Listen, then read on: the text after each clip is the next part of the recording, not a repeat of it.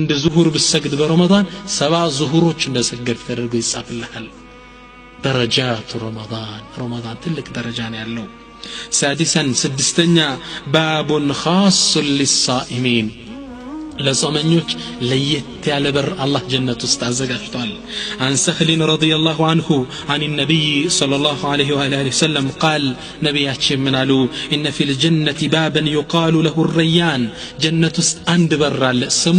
ረያን የሚባል يدخل منه الصائمون يوم القيامه يوم القيامه صبنኞች ይገቡበታል ወደዚህ በር ውስጥ لا يدخل منه احد غيرهم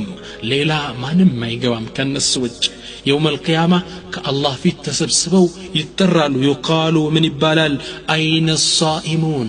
النزا صومنيوچ يتالو فيقومون يقومالو فيدخلون الجنه جنه ريان بميبالو بر يغبالو فلما دخلوا كجبوا هلا يغلق الباب لا يدخل احد غيرهم كالنسوج ما يغبا ለጾም ለየት ያለ በር መሰጠቱ ጾም ከአላህ ዘንድ ያለውን ደረጃ ያሳያል ከጾሞቹ ሁላ ደግሞ የጾሞቹ አይነታ ደግሞ رمضان ነው ነብያችን በሐዲስ ምን ይላሉ كما في البخاري من حديث ابي هريره قال عليه الصلاه والسلام ومن كان من اهل الصيام دعي من باب الريان يوم القيامه ጾም الدنيا ላይ አብዝተው ተሄዱ ሰዎች በጾም የጾም በር አለ ረያን የሚባል በዛ በር ይጠራሉ ይላሉ